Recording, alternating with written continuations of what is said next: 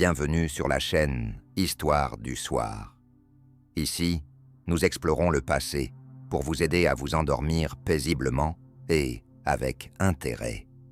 Abonnez-vous et mettez un pouce en l'air. Et à la fin de la leçon, vous dormirez profondément. Fermez les yeux.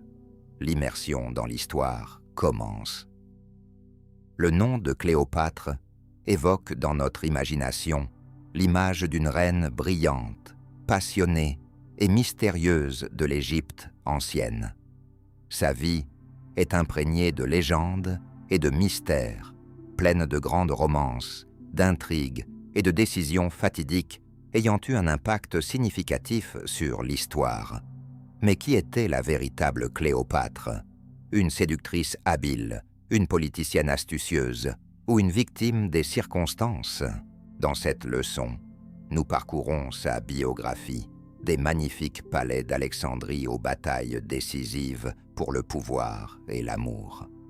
Nous examinerons comment une femme réelle est devenue l'un des plus grands symboles de l'histoire mondiale et pourquoi son image continue d'inspirer des millions de personnes, des millénaires plus tard. Commençons notre récit depuis le tout début, en Égypte à l'époque des derniers Ptolémées, lorsque Cléopâtre VI, la dernière grande reine du monde ancien, est née.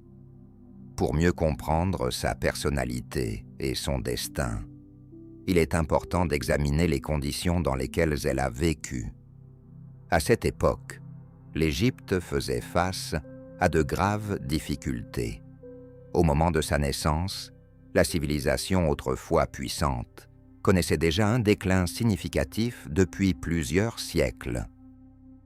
La dynastie des Ptolémées, à laquelle appartenait Cléopâtre, s'est effondrée peu après la mort d'Alexandre le Grand, en 323 avant notre ère.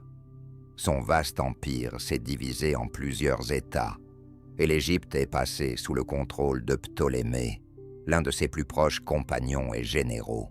Ptolémée, connu comme le sauveur et le bienfaiteur, était macédonien et n'avait pas de racines égyptiennes.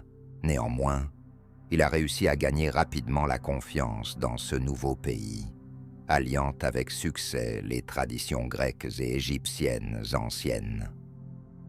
Devenu le premier pharaon de la nouvelle dynastie, il a donné naissance à une société unique, connue sous le nom d'Égypte hellénistique. Ptolémée a introduit des rituels égyptiens anciens, s'est proclamé divinité et a accordé une attention particulière à la culture et à la science. À l'époque des premiers Ptolémées, l'Égypte a atteint son apogée. La célèbre bibliothèque d'Alexandrie a été fondée. De magnifiques temples ont été construits et l'infrastructure a été développée, attirant les meilleurs philosophes, scientifiques et artistes du monde antique. À cette époque, l'Égypte était un État riche, stable et prospère, jouant un rôle clé dans le commerce et la culture de la Méditerranée. Avec le temps, la prospérité de la monarchie a été remplacée par une crise politique et des conflits internes. L'une des principales raisons de cette instabilité étaient les traditions de mariage consanguin entre frères et sœurs, ce qui a favorisé de nombreuses intrigues et luttes pour le pouvoir au sein de la dynastie.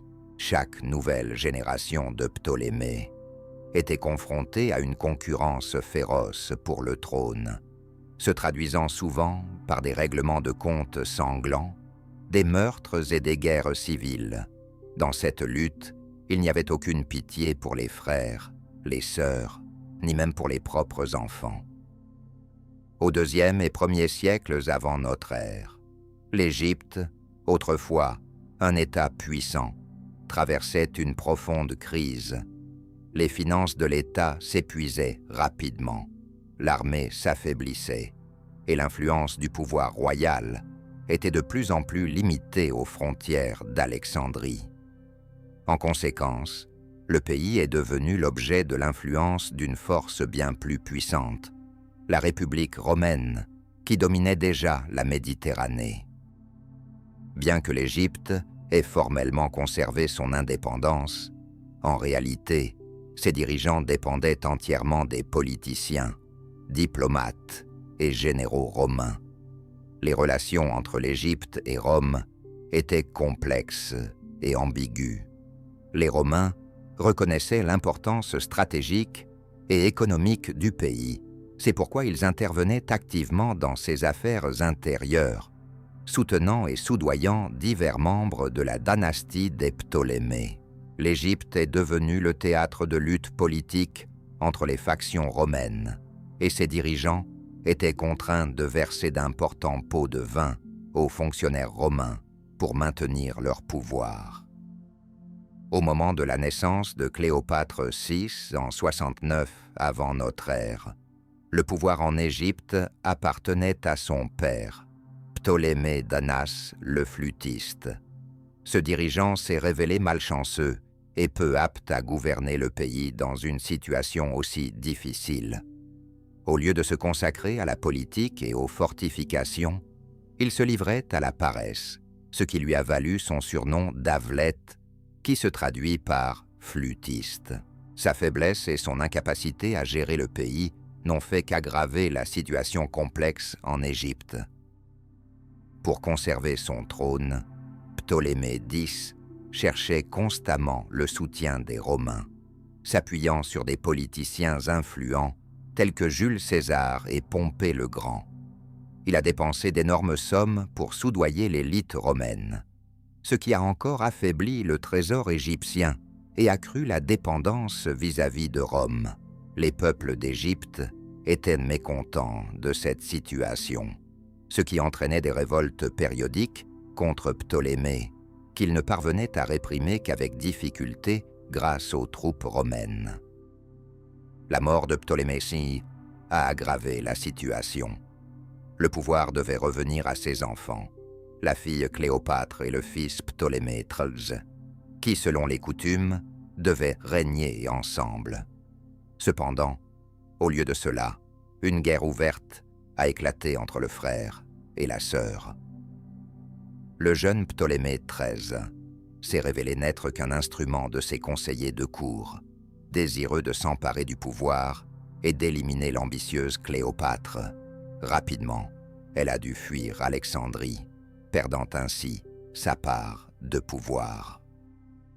Au moment de la naissance de Cléopâtre, les relations entre l'Égypte et la République romaine étaient déjà tendues, et le pays était de plus en plus soumis à l'influence romaine. Cela était la conséquence logique de la transformation de l'Égypte en l'un des États les plus riches et économiquement attractifs de la Méditerranée, plusieurs siècles avant son apparition. Les terres fertiles le long du Nil fournissaient d'énormes réserves de céréales, vitales pour la République romaine en pleine expansion, rendant ainsi l'importance stratégique de l'Égypte évidente aux yeux des Romains.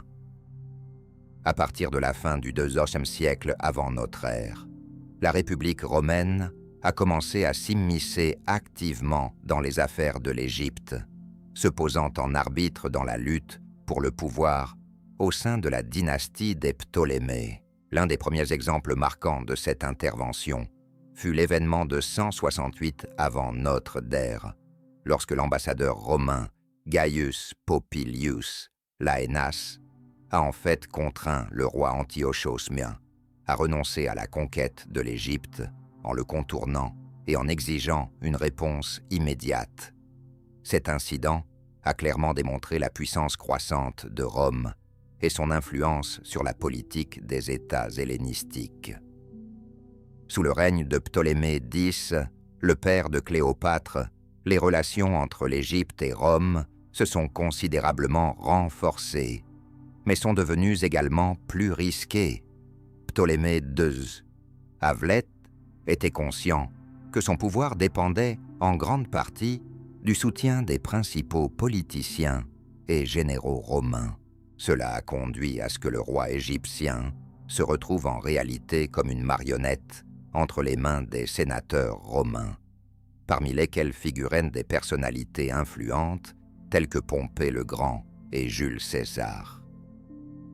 Ptolémée X a été contraint de dépenser considérablement pour obtenir le soutien des politiciens romains influents et maintenir son trône.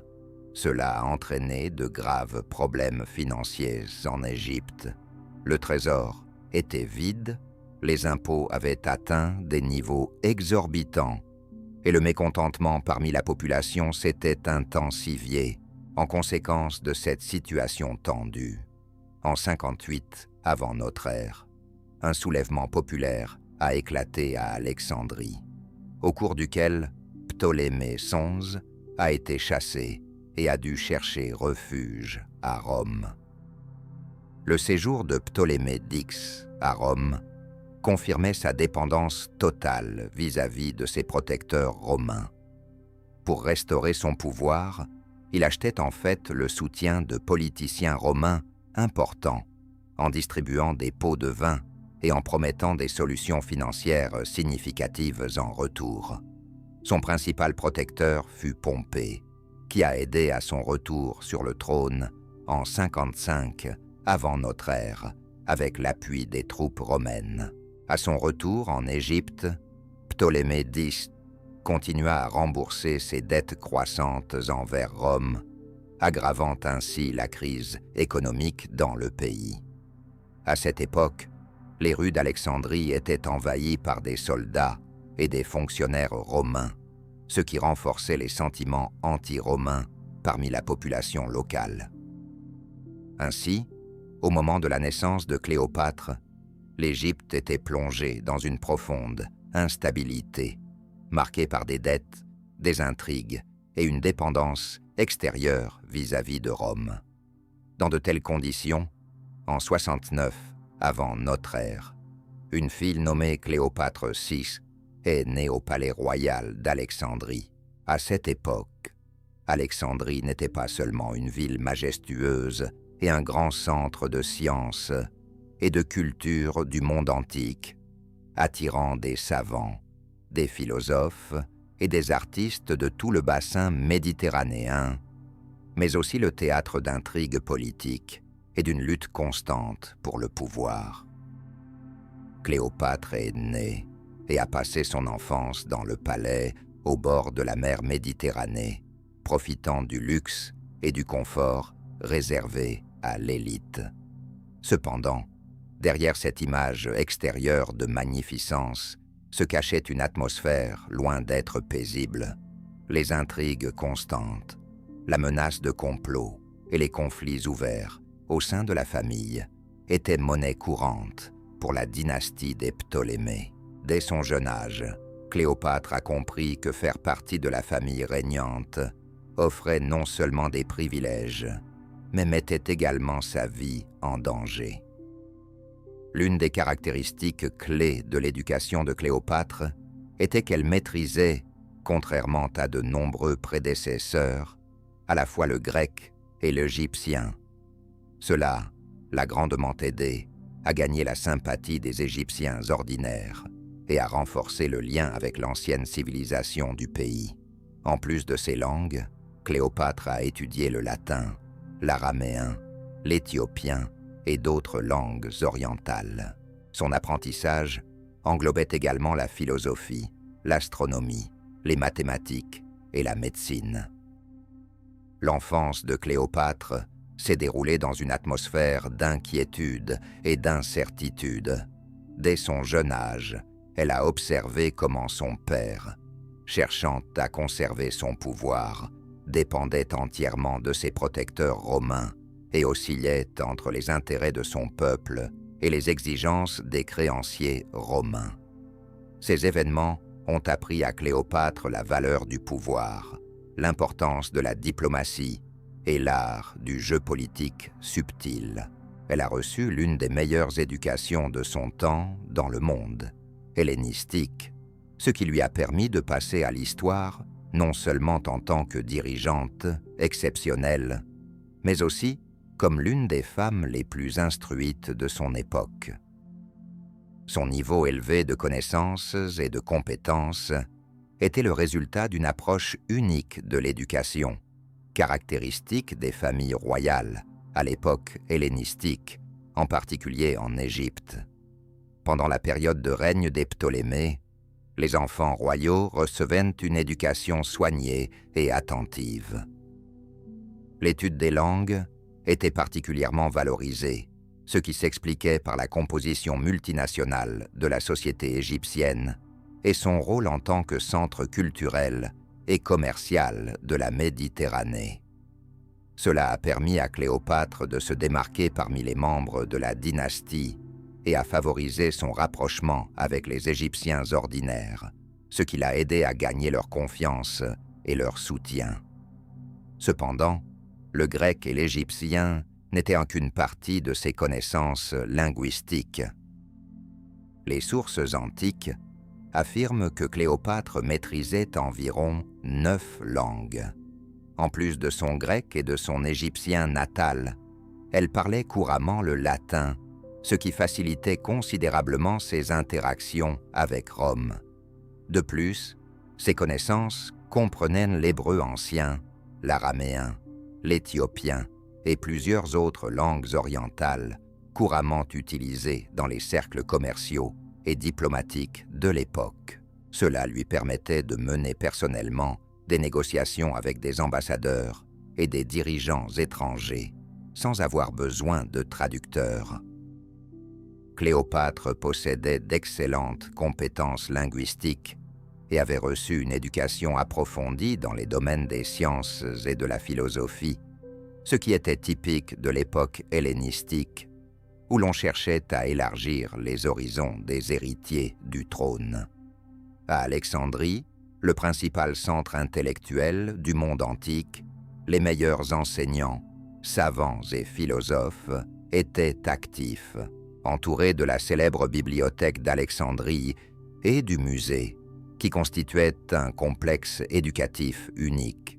Cléopâtre pouvait étudier les sciences naturelles, y compris l'astronomie, les mathématiques, la médecine et l'alchimie, ainsi que la philosophie, la rhétorique, la poésie et l'histoire.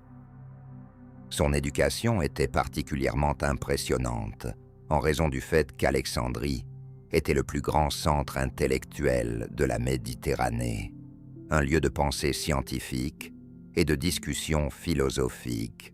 À cette époque, des philosophes historiens, des platoniciens, des néoplatoniciens et des représentants d'autres écoles philosophiques y vivaient et y travaillaient. Les savants d'Alexandrie étaient mondialement reconnus et les connaissances que Cléopâtre avait acquises dans cet environnement intellectuel avaient une valeur inestimable. Parmi ses enseignants se trouvaient, sans aucun doute, des philosophes et des érudits éminents, des amateurs de textes anciens et des gardiens de l'héritage scientifique. Sous la direction de ses enseignants, Cléopâtre étudiait les œuvres d'auteurs antiques, tels que Platon, Aristote, Homère et Euclide.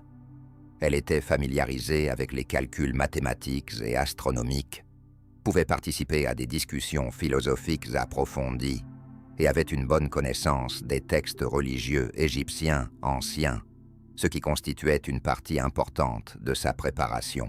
De plus, Cléopâtre manifestait un intérêt pour la médecine et la pharmacologie, ce qui s'est révélé particulièrement utile au cours de son règne.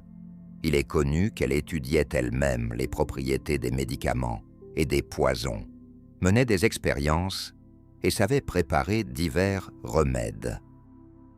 Cela est lié à une série de légendes qui lui attribuent une connaissance approfondie des poisons que, selon les traditions, elle aurait utilisés dans ses intrigues politiques. La jeunesse de Cléopâtre à Alexandrie lui a offert une occasion unique d'observer la politique et la diplomatie en pratique. Cette ville était non seulement un centre culturel et scientifique de la Méditerranée, mais aussi le théâtre de constantes intrigues politiques et de conflits diplomatiques. Dès son jeune âge, Cléopâtre observait les négociations complexes de son père Ptolémée XI avec les politiciens et diplomates romains, étant témoin de la formation et de la rupture d'alliances, ainsi que des méthodes utilisées par ses proches et les courtisans pour atteindre le pouvoir et maintenir leur influence. Ces observations ont contribué à façonner non seulement ses capacités intellectuelles, mais aussi sa sagesse et sa prudence politique. La vie au palais d'Alexandrie était une source constante de tensions et d'incertitudes. Les conspirations politiques, les trahisons et les meurtres faisaient partie intégrante de la vie. Dans ce contexte dangereux et complexe, Cléopâtre maîtrisait non seulement les sciences et les langues, mais aussi l'art des intrigues, les tactiques de survie et de maintien du pouvoir. Ses compétences, associées à son intelligence élevée et à son éducation, lui ont par la suite permis de discuter avec assurance des questions les plus importantes avec des personnalités telles que Jules César et Marc-Antoine. La lutte dynastique en Égypte, qui a commencé immédiatement après la mort de Ptolémée en 51 avec J.C., a constitué une épreuve sérieuse pour la jeune Cléopâtre. Conformément au testament de son père, le pouvoir a été transmis à sa fille aînée Cléopâtre, qui avait alors environ 18 ans, et à son jeune frère Ptolémée, 13, à peine âgé de 10 ans. En raison de son jeune âge, le pouvoir réel s'est retrouvé entre les mains des régents et des conseillers, parmi lesquels se distinguaient particulièrement l'eunuque Patin, le général Achille et le savant Théodote de Chios. Au cours des premières années de leur règne commun, les relations entre Cléopâtre et l'entourage de son jeune frère se détériorèrent. Cherchant à renforcer sa position, Cléopâtre commença à prendre des décisions politiques indépendantes, à émettre des pièces de monnaie à son effigie et à signer des documents officiels sans mentionner son frère. Ces actions furent interprétées par ses opposants comme une violation du testament de son père et une tentative de prise de pouvoir. Les conseillers de Ptolémée XIII, en particulier Patin, qui contrôlait de facto le gouvernement, commencèrent rapidement à s'opposer activement à Cléopâtre. Ils répandèrent des rumeurs, l'accusant d'une indépendance excessive et de menacer la stabilité de l'Égypte. En 49, avec J.C., l'affrontement politique atteignit un point critique et Cléopâtre fut contrainte de quitter Alexandrie. Craignant pour sa vie, elle s'enfuit en Syrie, où elle obtint le soutien de la noblesse locale et commença à constituer une armée pour revenir sur le trône. Pendant ce temps, à Alexandrie, les partisans de Ptolémée XIII proclamèrent Cléopâtre la déchue, excluant complètement son nom des documents officiels. Parallèlement, la situation politique en Égypte demeurait tendue et instable. Peu après l'exil de Cléopâtre, sa sœur cadette Arsinoé-Prüm s'engagea également dans la lutte pour le trône, revendiquant ses propres droits. Ainsi, l'Égypte se retrouva impliquée dans un conflit complexe entre différentes factions, chacune cherchant à renforcer son influence et à s'emparer du pouvoir. Pendant cette période critique, en 48 à la C, Jules César arriva en Égypte, sa venue étant déclenchée par des événements dramatiques à Rome. Après sa défaite à Pharsale, Pompée le Grand se rendit à Alexandrie, cherchant refuge et soutien auprès des dirigeants égyptiens. Cependant, sur ordre de Patin et des conseillers de Ptolémée XIII, Pompée fut traîtreusement assassiné dès son arrivée. Lorsque César arriva à Alexandrie, il fut indigné par cet acte, le considérant comme une humiliation et une insulte pour Rome. L'arrivée de César à Alexandrie l'entraîna immédiatement dans le conflit dynastique. Pour le général romain, il était vital de maintenir la stabilité de l'Égypte, qui fournissait du blé à Rome. En conséquence, César décida d'intervenir, se positionnant comme arbitre et exigeant le retour de Cléopâtre à Alexandrie, ainsi que la restauration de son règne conjoint avec son frère Ptolémée XIII, conformément au testament de leur père. Cependant, les partisans de Ptolémée XIII rejetèrent les exigences de César et commencèrent des actions militaires contre les Romains et Cléopâtre, ce qui entraîna le début d'une guerre civile à Alexandrie, connue sous le nom de guerre d'Alexandrie. Se retrouvant parmi des forces hostiles, César fut contraint d'organiser une défense solide, bien que ses ressources et le garnison de soldats romains fussent limités. Les combats se poursuivirent pendant plusieurs mois, entraînant de graves destructions tant dans la ville qu'à ses alentours. En conséquence du conflit, de nombreux bâtiments furent endommagés, y compris une partie de la bibliothèque d'Alexandrie, bien que l'ampleur de ces destructions demeure un sujet de débat scientifique. Pendant ce temps, les partisans de Ptolémée proclamèrent sa sœur cadette Arsinoé nouvelle reine, ce qui aggravait encore la situation. Après plusieurs mois de combats intenses, César et ses alliés réussirent à infliger une défaite décisive aux forces de Ptolémée XIII lors de la bataille de Nicopolis. En conséquence, le jeune roi périt dans la rivière en tentant de rejoindre un endroit sûr, tandis qu'Arsinoé fut capturé. À la fin de la guerre, César, agissant conformément au testament de Ptolémée Théoïdis, rétablit officiellement le règne conjoint de Cléopâtre avec son frère cadet Ptolémée, qui avait alors environ 12 ans. Néanmoins, le pouvoir revint en réalité presque entièrement à Cléopâtre, qui, s'appuyant sur le soutien de César, parvint à consolider sa position et à rétablir l'ordre dans le pays. L'histoire de la manière dont Cléopâtre réussit à rejoindre Jules César en se cachant dans un tapis est depuis longtemps entrée dans le patrimoine culturel, inspirant de nombreuses œuvres d'art, films et productions théâtrales. Cependant, cet épisode soulève des doutes en termes de précision historique. La source la plus ancienne et la plus détaillée décrivant cette situation appartient à l'historien grec Plutarque, qui vécut près d'un siècle après les événements. Selon son témoignage, Cléopâtre, craignant pour sa sécurité, choisit un moyen inhabituel pour une rencontre secrète avec César. Son fidèle sujet, le marchand sicilien Apollodore, enroula Cléopâtre dans un tapis et la fit passer devant les gardes jusqu'aux appartements du général romain. Lorsque le tapis fut déroulé, la reine égyptienne elle-même, belle, intelligente et audacieuse, se trouva devant un César surpris. Néanmoins, les historiens modernes estiment que l'histoire du tapis est plus symbolique et littéraire que réelle. Plutarque, n'étant pas témoin des événements, s'appuyait sur des souvenirs qui avaient pu être quelque peu embellis pour accentuer le drame. Les historiens s'accordent à dire que la rencontre a effectivement pu se dérouler en secret, en raison de la lutte intense pour le pouvoir à Alexandrie.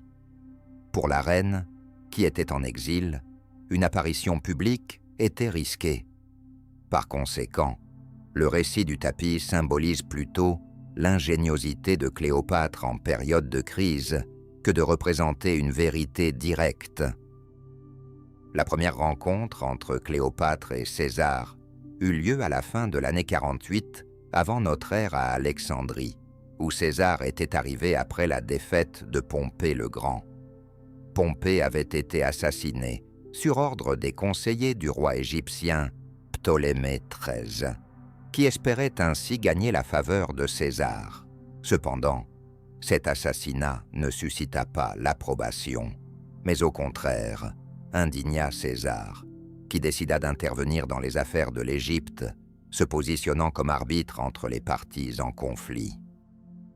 À ce moment décisif, Cléopâtre comprit la nécessité de rencontrer César en personne, car seul son soutien pouvait lui rendre le pouvoir et la victoire sur ses rivaux. Bien que les détails de la rencontre soient principalement connus par des sources littéraires et indirectes, il est devenu évident qu'elle eut lieu et influença de manière significative les événements suivants. Jules César, selon les données historiques, était non seulement surpris, mais également sincèrement intéressé par Cléopâtre, son intelligence et sa perspicacité politique. Cela nous amène à l'une des questions les plus complexes et intéressantes. La relation entre Cléopâtre et César était-elle purement politique, ou des sentiments personnels ont-ils réellement émergé entre eux? Il est évident que leur alliance avait en grande partie un caractère politique. Cléopâtre cherchait la protection et le soutien d'un puissant Romain capable de la ramener au pouvoir en Égypte. En retour, pour César, l'Égypte revêtait une importance stratégique en tant que source de blé et de richesses, et l'alliance avec Cléopâtre contribuait à renforcer l'influence romaine et la stabilité dans la région. Cependant, de nombreux auteurs antiques, y compris Plutarque, ont noté que la relation entre Cléopâtre et César était non seulement calculée, mais aussi plus personnelle. Ils affirmaient que César était charmé par la reine non seulement en tant qu'allié politique, mais aussi en tant que femme. Cela se confirma lorsque, peu après, elle emménagea dans ses appartements royaux, ce qui constituait une grave violation des traditions romaines et suscita de nombreuses rumeurs parmi les soldats et officiers romains. Plus tard, après son retour à Rome, César installa Cléopâtre dans sa villa au bord du Tibre, ce qui soulignait également le caractère informel de leur relation. Un autre témoignage convaincant du caractère personnel de la relation entre Cléopâtre et César fut la naissance de leur fils commun, Ptolémée XV, Césarion. Le fait qu'un enfant soit né et que César l'ait officiellement reconnu comme héritier indique que le général voyait Cléopâtre non seulement comme une partenaire politique, mais aussi comme une personne proche, bien que les lois romaines interdisaient formellement à César de reconnaître un fils d'une reine étrangère. La naissance de Césarion devint un puissant symbole de l'alliance entre l'Égypte et Rome et une source de nouvelles difficultés politiques. Cependant, malgré l'aspect romantique de leur relation, il est important de se rappeler que César et Cléopâtre étaient des hommes et des femmes d'État remarquables. Leur alliance faisait partie d'un jeu politique plus large, où chacun poursuivait ses objectifs stratégiques.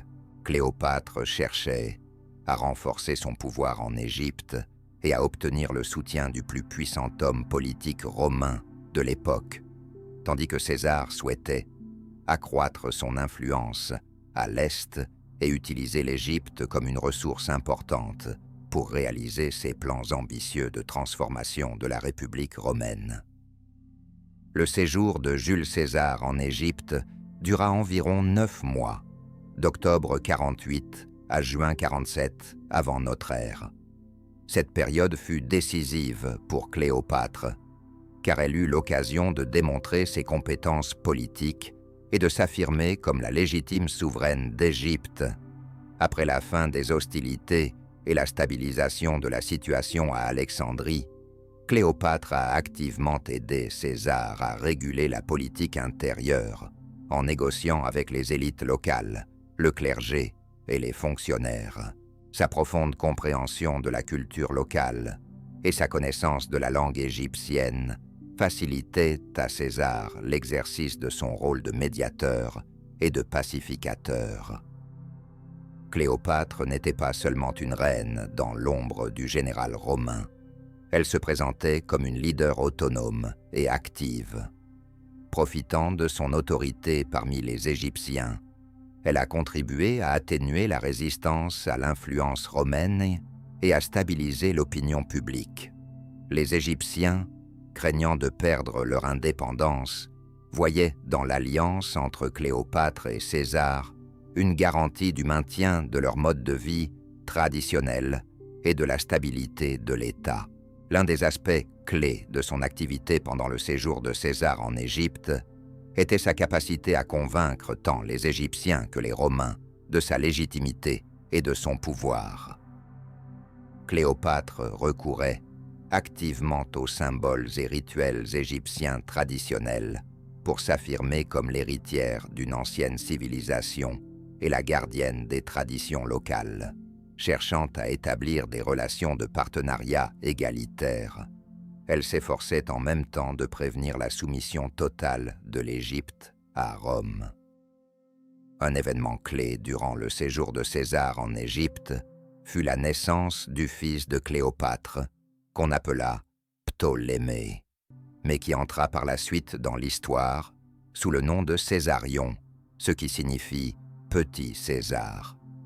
La naissance de cet enfant du leader romain revêtait une importance exceptionnelle, tant pour Cléopâtre personnellement que pour ses ambitions politiques.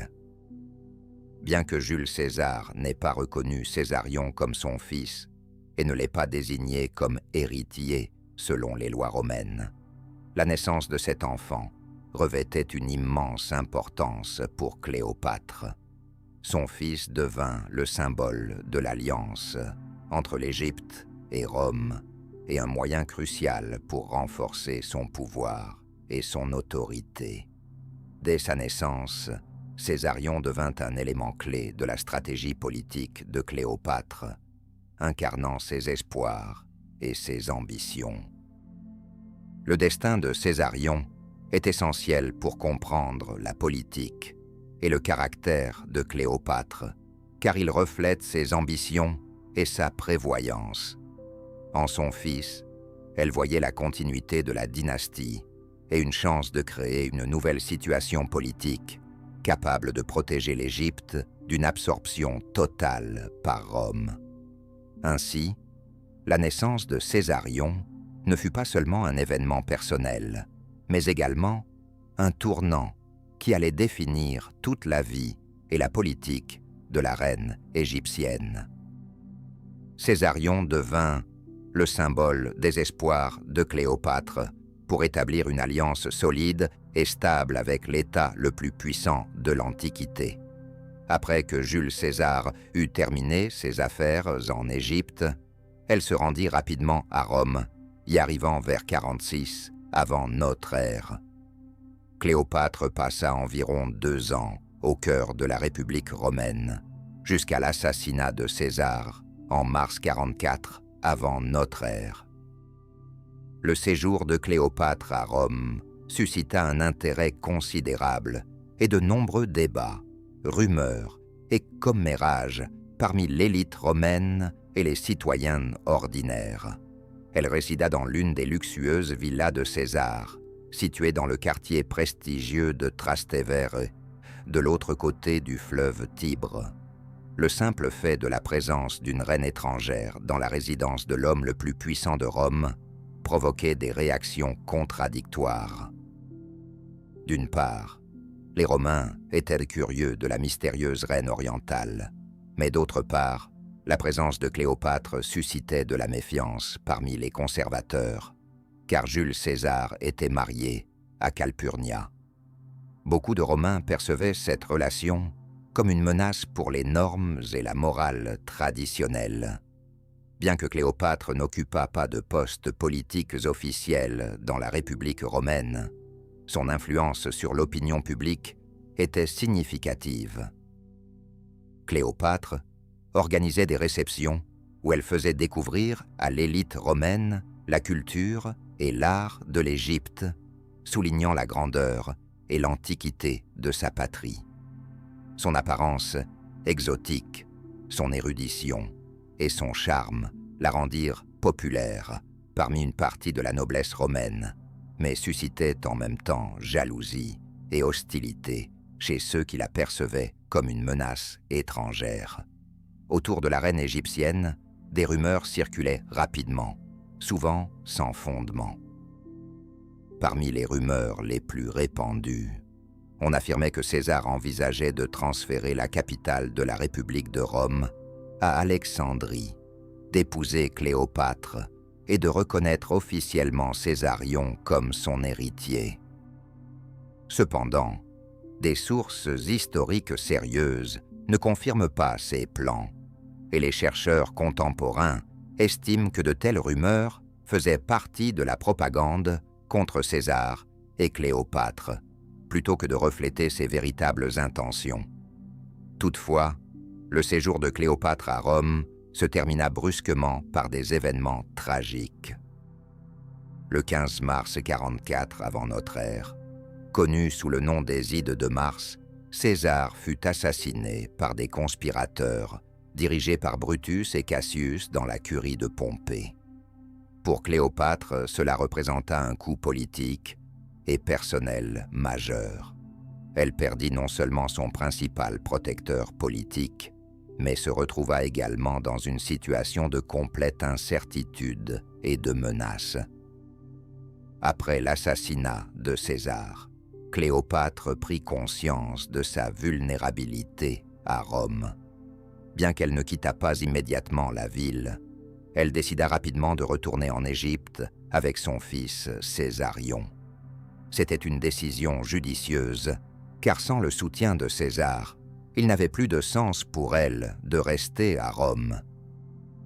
À son retour en Égypte, Cléopâtre fut confrontée à une nouvelle vague de défis politiques nécessitant une réaction rapide et réfléchie. Ayant perdu son puissant allié, elle devait d'urgence renforcer ses positions dans le pays et élaborer une stratégie d'interaction avec Rome dans le contexte de la lutte pour le pouvoir qui venait de commencer. Peu de temps après son retour à Alexandrie, dans des circonstances très suspectes, son jeune frère et co-dirigeant Ptolémée X décéda. Bien qu'il n'existe pas de preuves concluantes de la culpabilité de Cléopâtre dans sa mort, tant les sources anciennes que contemporaines évoquent souvent des suppositions selon lesquelles elle aurait pu concevoir ou précipiter sa disparition pour renforcer son pouvoir et assurer un héritage pour son fils Césarion. La mort de Ptolémée offrit l'opportunité de résoudre une importante question politique. Cléopâtre proclama son fils Césarion Ptolémée de Lys comme nouveau co-dirigeant d'Égypte, ce qui lui permit de renforcer ses positions et sa légitimité sur le trône, tout en assurant la continuité de la dynastie ptolémaïque. Cependant, même après avoir consolidé son pouvoir dans le pays, Cléopâtre devait faire face à la question complexe de la politique étrangère, les relations avec Rome après la mort de César. L'assassinat du dictateur provoqua une lutte acharnée pour le pouvoir dans la République, dont l'une des figures clés fut Marc-Antoine, qui augmenta considérablement son influence à Rome durant cette période. Marc-Antoine naquit vers 80 avant notre ère dans une famille romaine noble et se révéla dès son jeune âge comme un chef militaire talentueux et audacieux. Il se distinguait par son charisme et jouissait d'une grande popularité parmi les soldats. Cependant, son impulsivité et sa passion pour le luxe suscitaient des sentiments mitigés au sein du Sénat. Antoine était l'un des plus proches collaborateurs et confidents de Jules César. Il participa à plusieurs de ses campagnes, occupa des postes de commandement significatifs et se distingua en tant qu'allié fiable du dictateur. En 43 avant notre ère, il forma avec l'héritier officiel de César, Octave, et le général Lépide, le deuxième triumvirat. Ensemble, ils remportèrent la victoire sur leurs ennemis et partagèrent les sphères d'influence dans la République. Conformément à cet accord, Antoine devint responsable des provinces orientales de Rome, ce qui fit de lui le principal représentant du pouvoir romain en Égypte et dans les régions voisines. Pour Cléopâtre, Antoine joua un rôle particulièrement important. Ayant perdu César, elle comprit que son avenir dépendait en grande partie de sa capacité à établir des liens politiques et diplomatiques solides avec ce nouveau leader romain influent. Dans ce but, Cléopâtre chercha à établir un contact avec Antoine, qui administrait les possessions territoriales orientales des Romains et pouvait offrir soutien et protection. Leur première rencontre eut lieu en 41 avant notre ère dans la ville de Tarse, en Asie mineure. Cette rencontre fut décisive pour tous les deux, marquant le début de leur alliance personnelle et politique, qui allait déterminer le destin de la reine égyptienne pendant de nombreuses années et influencer l'histoire de Rome et de tout le bassin méditerranéen. De retour en Égypte, Cléopâtre se retrouva à nouveau au cœur d'événements politiques tendus, nécessitant de sa part une diplomatie habile et des décisions rapides. La mort de son frère et la proclamation de Césarion comme co-dirigeant renforcèrent considérablement sa position interne, tandis que l'arrivée de Marc-Antoine ouvrit un nouveau chapitre dans son activité politique, dont les succès déterminaient l'avenir de l'Égypte. La rencontre estivale entre Cléopâtre et Marc-Antoine, à Tarse en 41 avant notre ère, est devenue l'un des moments les plus mémorables de l'histoire antique, décrite en détail par l'historien grec Plutarque, bien que son récit soit parfois perçu comme réinterprété et romancé. L'essence de cet événement réside dans le fait que la reine égyptienne cherchait à laisser une forte impression sur le puissant général romain. Consciente de l'importance de l'alliance pour renforcer son pouvoir et maintenir l'indépendance de l'Égypte après la mort de Jules César. Cléopâtre prépara soigneusement son arrivée à Tarse, la transformant en un spectacle éblouissant. Selon Plutarque, elle se présenta devant Antoine sur un magnifique navire aux voiles pourpres et aux somptueux ornements. Le bateau était décoré d'or et parsemé de bijoux. La reine égyptienne se manifesta délibérément sous les traits de la déesse Aphrodite, soulignant ainsi sa nature divine et son désir de charmer l'influent romain. Après l'arrivée de Cléopâtre à Tarse, une réception somptueuse eut lieu, avec de fastueuses festivités et divers divertissements reflétant la grandeur et la richesse de l'Égypte. Cet événement fit forte impression sur Antoine et sa suite. Bien que les sources antiques puissent exagérer la richesse, il est indéniable que la rencontre était grandiose par son ampleur. À la suite de cette rencontre, une alliance se forma entre Cléopâtre et Antoine, ayant à la fois une dimension personnelle et politique. Leur relation personnelle se transforma en une romance durable, renforçant la confiance et la compréhension mutuelle. Sur le plan politique, cette alliance offrait à Cléopâtre une protection pour l'Égypte et ses intérêts face aux menaces de la puissante puissance romaine. Antoine avait accès aux richesses et aux ressources de l'Égypte pour soutenir ses plans militaires et politiques à l'Est. Cette alliance eut un impact significatif sur la Méditerranée, modifiant l'équilibre des forces dans la région. L'Égypte commença à jouer un rôle actif dans la politique régionale, augmentant son influence économique et politique. En retour, Antoine, en renforçant ses relations avec Cléopâtre, put établir un contrôle sur les provinces orientales et garantir les ressources nécessaires pour ses campagnes militaires et l'acquisition de pouvoirs politiques. les relations entre Antoine et Cléopâtre favorisèrent un échange culturel entre l'Égypte et Rome. Bien que cette influence ne doive pas être exagérée, il est évident que la culture égyptienne devint plus visible dans la société romaine, suscitant l'intérêt parmi la noblesse romaine. Parallèlement, des éléments romains commencèrent à s'infiltrer dans la culture égyptienne, notamment dans les cercles d'élite d'Alexandrie, ce qui témoignait du rapprochement entre ces deux grandes civilisations du monde antique. Ainsi, la rencontre à Tarse et l'alliance qui s'ensuivit entre Cléopâtre et Marc-Antoine eurent un impact significatif sur les processus politiques et culturels de la Méditerranée, faisant de leurs participants des figures clés de l'histoire antique et laissant un important héritage culturel. Les relations entre Cléopâtre et Marc-Antoine allaient au-delà de l'union personnelle de deux personnalités flamboyantes. Il s'agissait d'une alliance politique importante, visant à renforcer les positions des deux souverains sur la complexe scène géopolitique de la Méditerranée.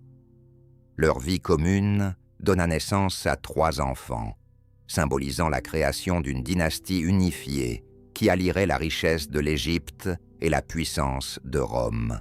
Les aînés, les jumeaux, Alexandre Hélios et Cléopâtre Sélénté II, naquirent en l'an 40, avant notre ère, à Alexandrie. Les noms des enfants avaient une profonde signification symbolique. Alexandre, surnommé Hélios, le soleil, et Sélène, la lune, soulignaient leur essence royale et leur rôle particulier dans le monde antique. 4 ans plus tard, en 36 avant notre ère, naquit un autre fils de Cléopâtre et Antoine, Ptolémée Philadelphe, dont le nom renvoie également aux anciennes traditions de la dynastie ptolémaïque. Un événement marquant soulignant les ambitions du couple fut la cérémonie emblématique connue sous le nom de don d'Alexandrie. Au cours de celle-ci, Alexandre Hélios fut proclamé roi d'Arménie, de Médie et de Parthie, bien qu'Antoine ne contrôlât pas réellement ces territoires dans leur totalité. Cléopâtre, Sélénte II, reçut le titre de gouvernante de la Cyrénaïque et de la Libye, devenant une figure importante en Afrique du Nord. Leur fils cadet, Ptolémée Philadelphe, fut déclaré gouverneur de la Syrie, de la Phénicie et de la Cilicie, des provinces orientales stratégiquement importantes de la Méditerranée. Il fut particulièrement important pour Antoine de reconnaître officiellement Césarion, le fils aîné de Cléopâtre avec Jules César, comme l'héritier légitime de César et de lui conférer le titre de roi des rois. Ce geste s'avéra non seulement symbolique, mais eut également de sérieuses conséquences politiques, car il plaçait Césarion en opposition à Octave, qui était l'héritier officiel de César selon son testament. Les actions d'Antoine et de Cléopâtre avaient une signification politique considérable et devinrent l'une des raisons de la tension croissante entre Antoine et Octave. Cependant, après leur victoire sur des ennemis communs, leur alliance devenait de plus en plus compliquée et instable. La principale raison du conflit résidait dans le désir des deux leaders de renforcer leur position et d'assurer leur prééminence dans l'État romain. Un moment critique, qui détériora leurs relations, fut le divorce officiel avec Octavie, la sœur d'Octave, et le passage ouvert d'Antoine à l'alliance avec Cléopâtre. Cet acte suscita le mécontentement à Rome, considéré comme une insulte pour Octave et comme un mépris des traditions et de la morale romaine. Cela a permis aux adversaires d'Antoine à Rome de l'accuser publiquement d'avoir perdu son indépendance sous l'influence de la reine égyptienne, affirmant qu'il plaçait les intérêts de l'Égypte au-dessus de ceux de Rome. Octave profita de ces sentiments dans la société en lançant une campagne de propagande contre Antoine et Cléopâtre. Au centre de l'attention se trouvaient les dons d'Alexandrie, que les Romains percevaient comme une tentative de créer une nouvelle dynastie revendiquant le pouvoir, non seulement à l'Est, mais aussi à Rome même. L'idée qu'un fils d'une reine étrangère puisse devenir l'héritier du grand César suscitait un fort mécontentement chez de nombreux Romains qui plaçaient les valeurs traditionnelles et la fierté nationale au-dessus des ambitions personnelles des dirigeants. Ainsi, les enfants de Cléopâtre et d'Antoine, conçus comme un symbole de l'alliance politique entre l'Égypte et Rome, devinrent des figures involontaires dans la tension croissante entre les deux hommes politiques les plus influents de leur époque.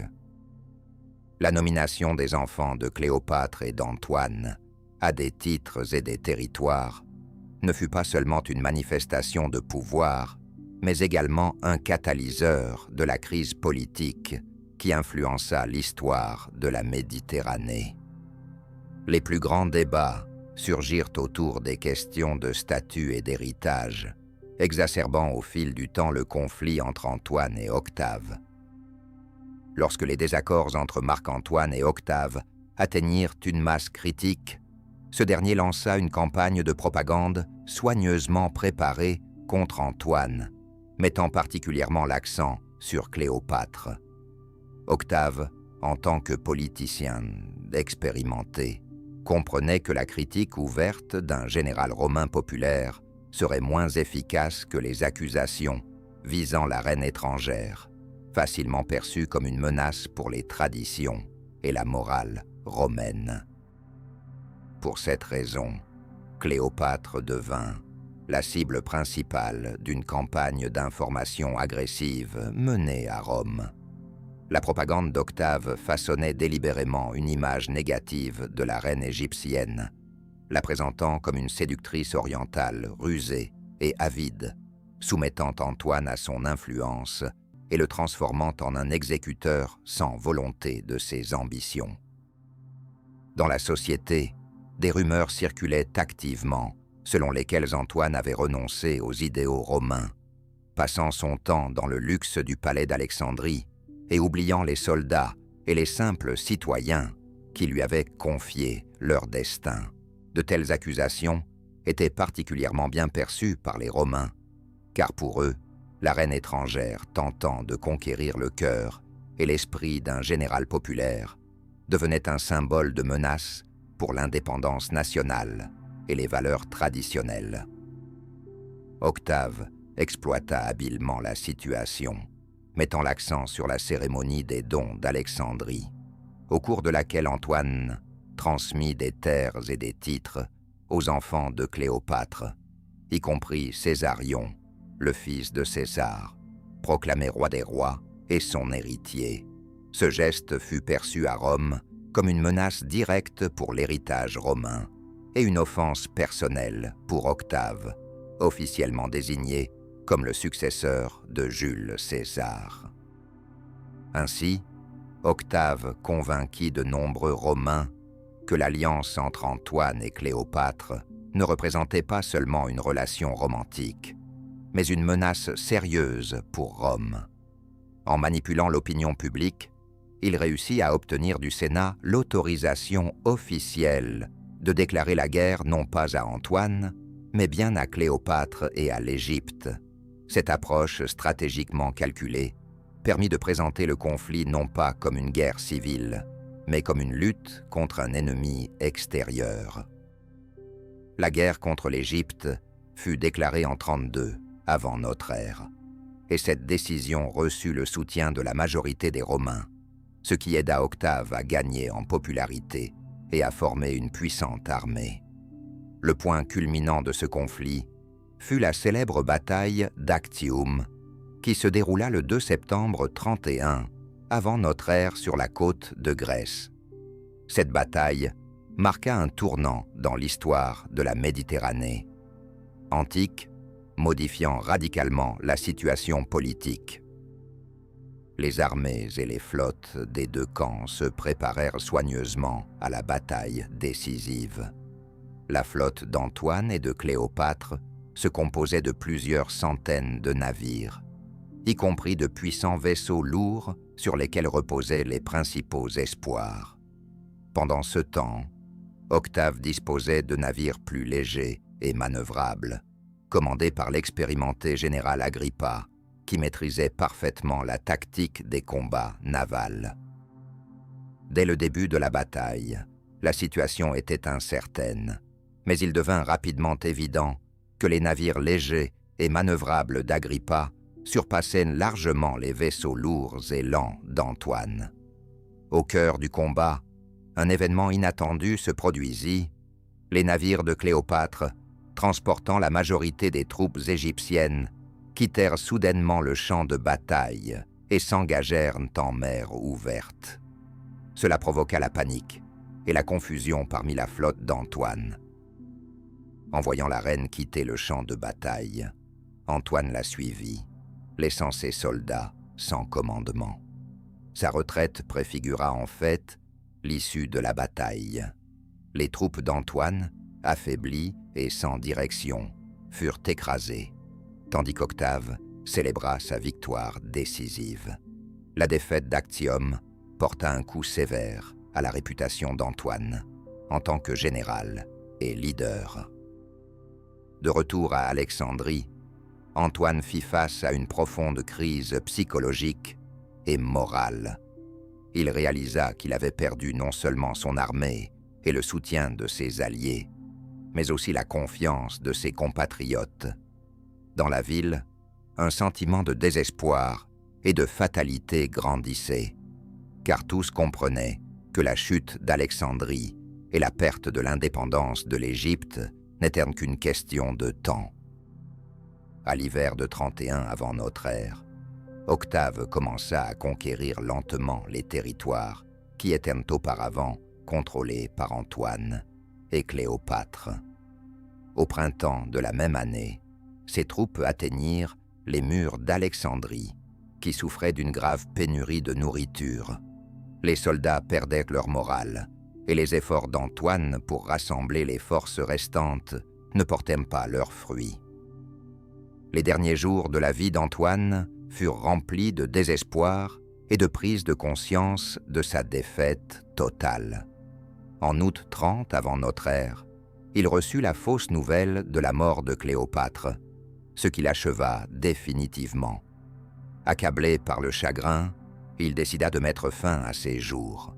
Antoine se jeta sur son propre épée, mais gravement blessé, il fut transporté au refuge de Cléopâtre, où il mourut dans ses bras, entouré de ses derniers alliés et partisans. Après la défaite à la bataille d'Actium et la mort tragique de Marc-Antoine, Cléopâtre se retrouva seule à Alexandrie, face au victorieux Octave. Les derniers jours de la vie de la légendaire reine égyptienne furent marqués par l'angoisse, le désespoir et des tentatives de trouver une issue digne à une situation sans issue. Octave, devenu le véritable souverain de la Méditerranée, réalisait l'importance de Cléopâtre et cherchait à l'utiliser comme un trophée triomphal à Rome.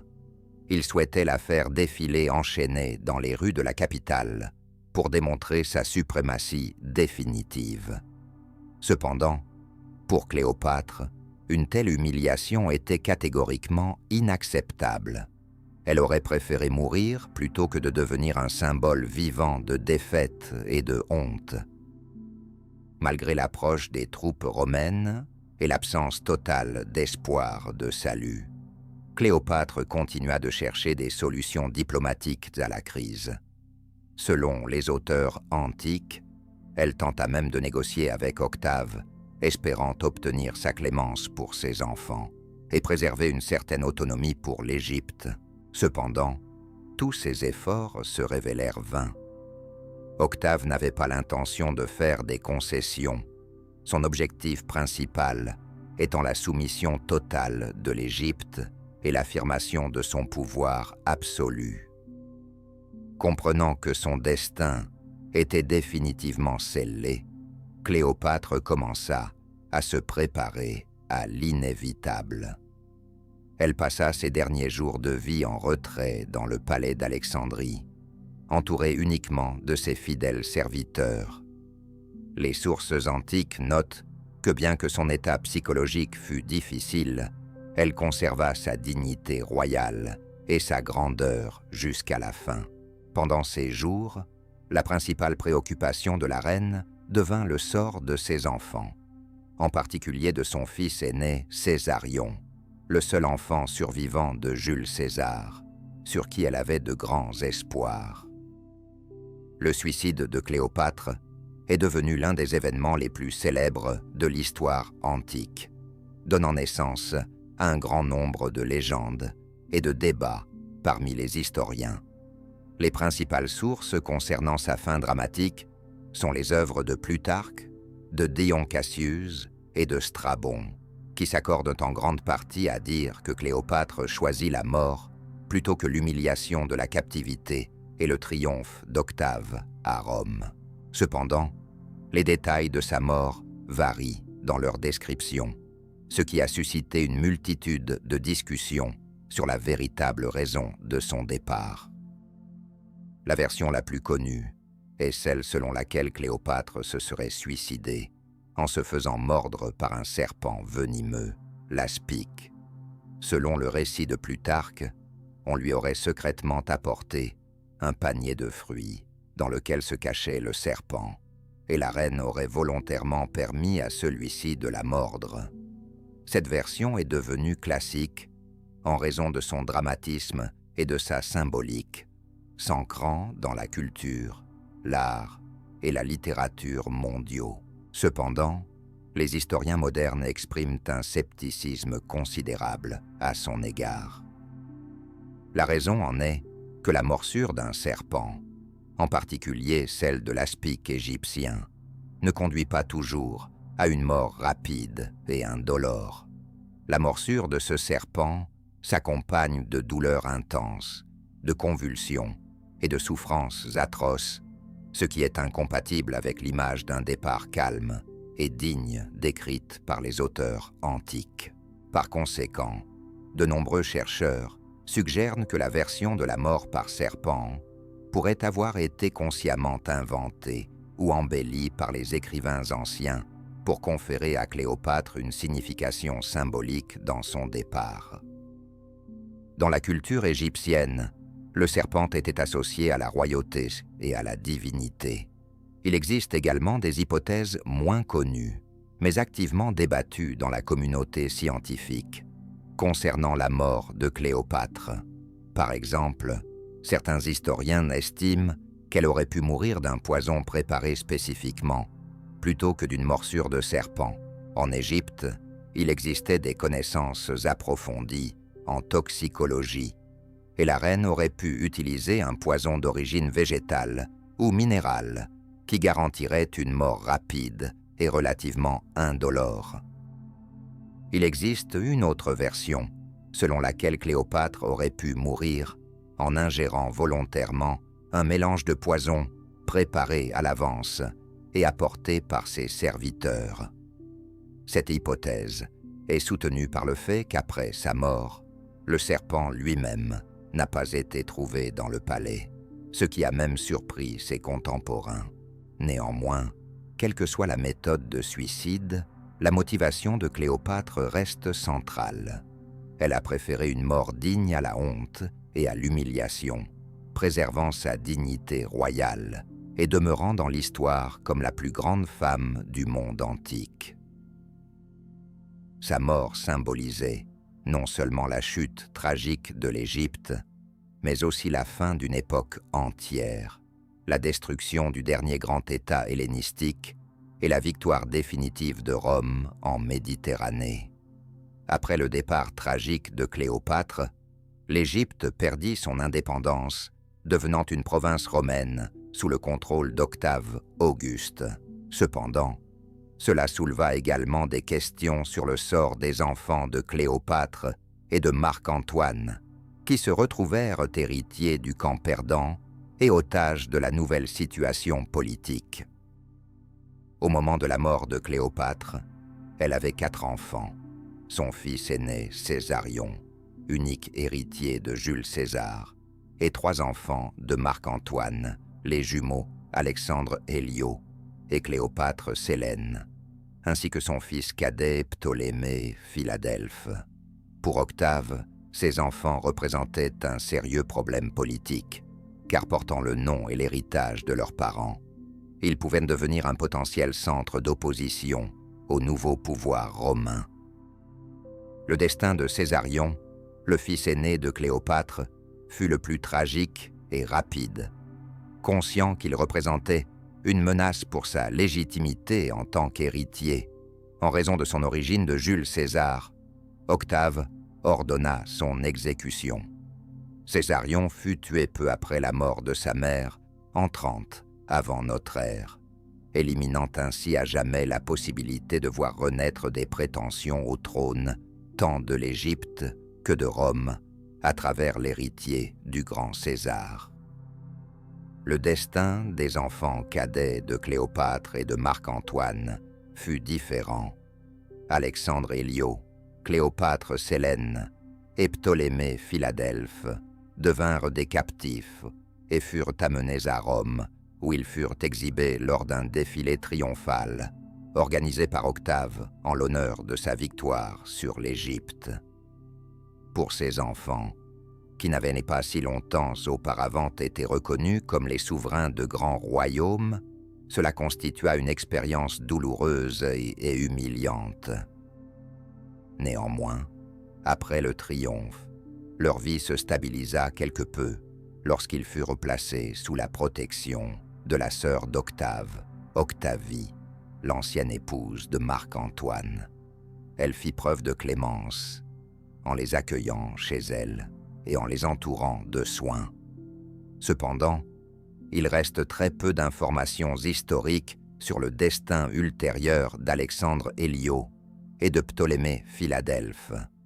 Peu après leur arrivée à Rome, ils disparaissent des archives historiques et leur sort final demeure inconnu.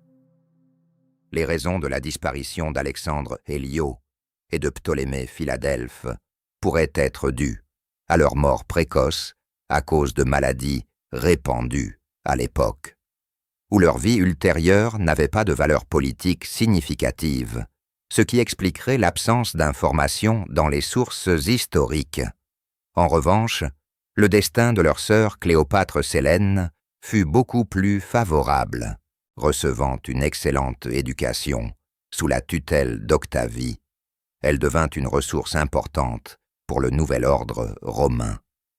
Vers 20 avant notre ère, Octave organisa son mariage avec Juba d'Eugis, roi de Numidie et allié loyal de Rome, connu pour sa haute culture et son érudition.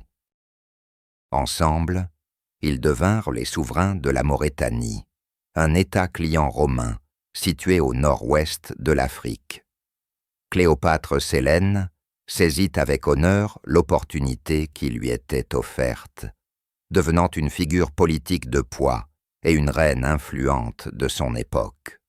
Aux côtés de Juba II, elle développa activement son royaume, le transformant en un État prospère, intégrant des éléments des cultures romaines, grecques et égyptiennes.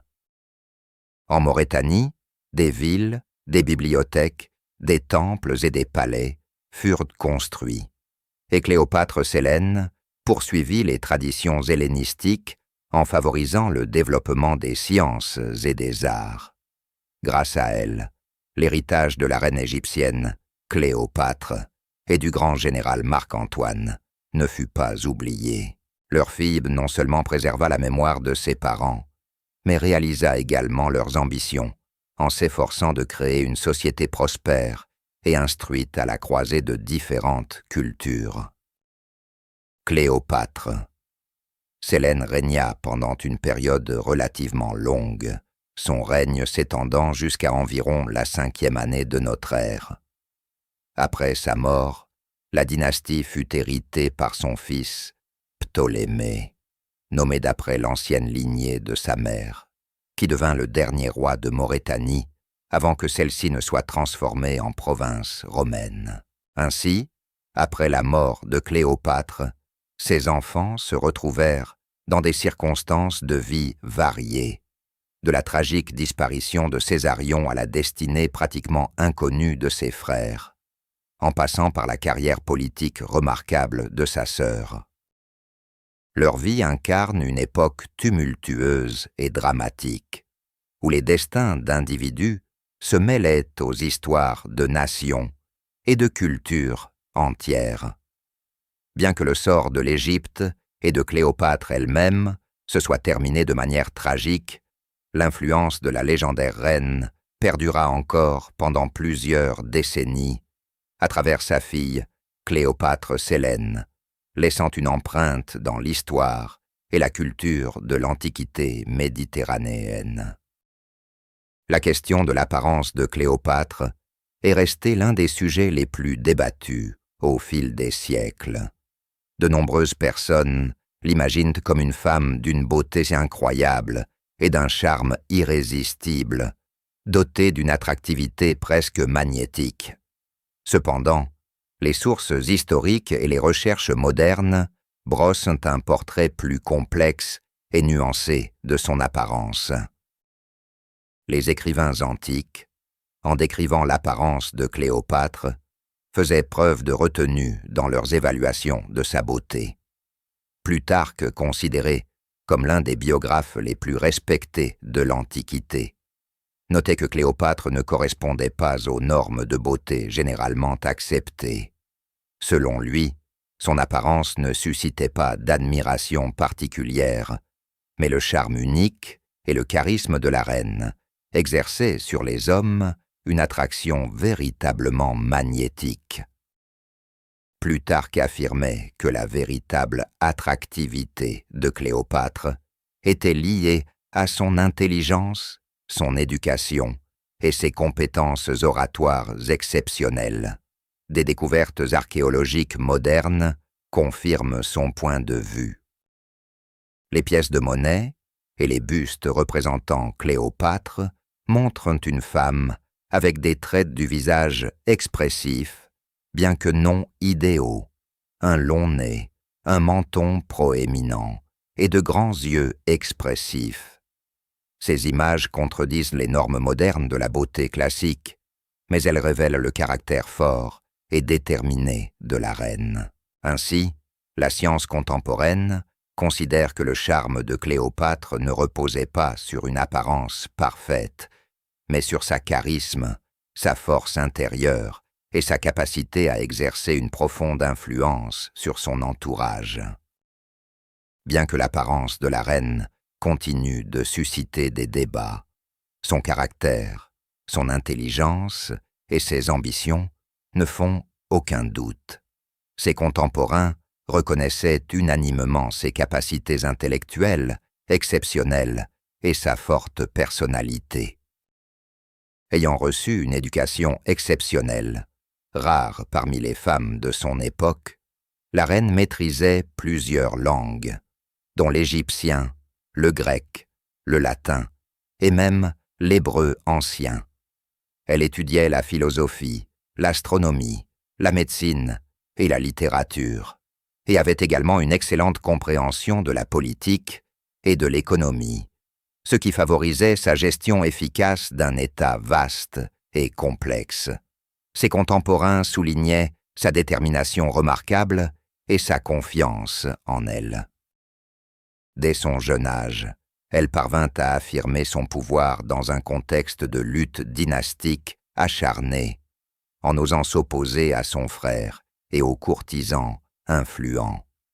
Face à la puissance croissante de Rome, Cléopâtre fit preuve d'une capacité d'adaptation et d'une pensée stratégique en nouant des alliances avec César, puis avec Antoine, ce qui contribua à la longue indépendance de l'Égypte vis-à-vis du contrôle romain. Ses contemporains et les historiens soulignent ses capacités uniques en matière de gestion des personnes et d'atteinte des objectifs fixés. Cléopâtre possédait un charisme exceptionnel, ce qui lui permettait d'attirer même ceux qui, au départ, lui étaient méfiants ou hostiles. Ses rencontres avec César et Antoine illustrent clairement comment l'influence de la reine pouvait changer le cours des événements. L'histoire célèbre de son infiltration secrète chez César, enroulée dans un tapis, démontre son audace, son ingéniosité et sa fine compréhension de la psychologie humaine. Cela a non seulement contribué à gagner la confiance du dictateur romain, mais aussi à sauver son règne. La rencontre, soigneusement planifiée, avec Marc-Antoine à Tarse, démontre son habileté à gérer à la fois les relations politiques et personnelles. Cléopâtre impressionna Antoine non seulement par sa richesse et son luxe, mais elle réussit également à assurer ses intérêts, en le convainquant que l'alliance avec elle et l'Égypte lui apporterait des avantages considérables. De plus, elle faisait preuve de compétences organisationnelles et administratives exceptionnelles dans la gestion du pays. Pendant son règne, le pays, malgré l'instabilité politique, continua de prospérer économiquement, demeurant le principal grenier de la Méditerranée. Cléopâtre développa activement l'agriculture, le commerce et l'artisanat, entreprit des réformes dans le domaine fiscal et administratif, cherchant à renforcer la puissance militaire et économique de l'Égypte tout en soulignant son indépendance économique. La reine fit également preuve de flexibilité dans sa politique religieuse, soutenant les cultes des dieux égyptiens, ce qui contribua à gagner la confiance et l'affection du peuple. Elle utilisa habilement la symbolique et les traditions égyptiennes, se présentant comme l'incarnation de l'ancienne déesse Isis, ce qui renforçait son autorité parmi les simples Égyptiens et assurait un soutien considérable à l'intérieur du pays. L'image de Cléopâtre en tant que reine égyptienne est l'une des femmes les plus influentes du monde antique, a depuis longtemps transcendé les chroniques historiques, devenant un puissant symbole culturel. Au fil des siècles, sa personnalité a inspiré écrivains, artistes, dramaturges et cinéastes, faisant d'elle une figure intégrante de la culture mondiale. Cléopâtre est devenue une figure artistique presque immédiatement après sa mort, dès l'époque antique. Les poètes romains anciens, tels qu'Horace et Virgile, la dépeignaient comme une femme orientale séduisante et dangereuse, capable de soumettre les hommes et de gouverner un État. Depuis lors, son image est constamment présente dans la littérature et la peinture européenne, évoluant et prenant de nouvelles caractéristiques selon la perception de chaque génération suivante. L'un des auteurs clés ayant contribué à la popularisation de l'image de Cléopâtre fut le dramaturge anglais William Shakespeare. Dans sa célèbre pièce « Antoine et Cléopâtre », Shakespeare a créé un portrait vivant et touchant de la reine, soulignant sa passion, sa profondeur émotionnelle et son destin tragique. Cette image romantique et quelque peu exotique a eu une influence significative sur de nombreux écrivains et artistes ultérieurs, transformant Cléopâtre en symbole d'amour, de passion et de tragédie. Dans la peinture de la Renaissance et du baroque, les artistes ont activement utilisé l'image de Cléopâtre pour transmettre le drame et le luxe. Sur de nombreux tableaux, elle est souvent représentée dans des scènes liées à sa mort, ce qui souligne son caractère tragique et majestueux.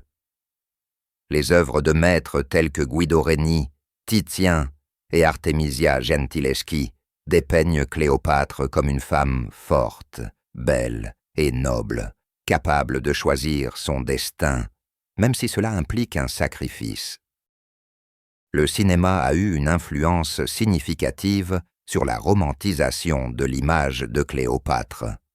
Dès le début du cinéma, son personnage était très recherché. Au début du XXe siècle, Hollywood a activement adapté l'histoire de la reine égyptienne, créant des films à grande échelle, remplis d'exotisme et de drame. L'adaptation de 1963 avec Elizabeth Taylor dans le rôle principal est particulièrement célèbre, étant devenu le film le plus cher de son époque. Ce film a établi pour Cléopâtre l'image d'une femme d'une beauté exceptionnelle, de force et de tragédie, devenue victime de ses amours et de ses ambitions. Pourquoi l'image de Cléopâtre suscite-t-elle encore romantisation et idéalisme? La principale explication réside dans la combinaison unique de ses qualités personnelles et de sa vie captivante, comprenant tout ce qu'il faut pour créer une légende éclatante, un amour passionné, des affrontements dramatiques, la richesse, le luxe, des intrigues politiques et des fins tragiques. L'histoire de Cléopâtre unit romantisme et politique, drame personnel et événements globaux, ce qui la rend intéressante pour les spectateurs et les lecteurs, quelle que soit l'époque ou la culture. Cléopâtre incarne une femme forte et indépendante, capable de s'opposer à des hommes puissants et à des empires entiers. À différentes époques, son image a redéfini le rôle des femmes dans la société, allant de la beauté fatale à la femme politique intelligente et visionnaire, dont le charisme et l'intellect séduisent les hommes les plus influents. Cette complexité de son caractère en fait un symbole qui révèle de nouveaux sens et interprétations à chaque époque. L'importance historique de Cléopâtre pour l'Égypte et pour le monde antique est immense. Malgré la fin tragique de son règne et la conquête de l'Égypte par Rome, elle est restée un symbole de résistance à la domination étrangère, la dernière grande monarque de l'Égypte indépendante. Grâce à ses compétences diplomatiques, l'Égypte a pu conserver son indépendance et sa richesse plus longtemps que d'autres royaumes hellénistiques, protégeant efficacement ses positions sur la scène mondiale contre le puissant Rome. Cléopâtre incarne la fin de l'époque hellénistique et le passage à une nouvelle étape de l'histoire, l'époque de l'Empire romain. Avec sa mort, s'achève la période des États indépendants, dirigés par des monarques hellénistiques, ouvrant la voie à l'intégration globale de la Méditerranée dans l'Empire romain. Cela fait d'elle une figure charnière, lui conférant une signification historique et symbolique supplémentaire. Cléopâtre a laissé un héritage culturel significatif qui inspire les gens depuis des millénaires. Son image, entrée dans la culture populaire, est devenue un sujet d'intérêt pour les historiens et une source d'inspiration pour de nombreuses œuvres d'art, de littérature et de cinéma, continuant à susciter admiration et attention à travers le monde.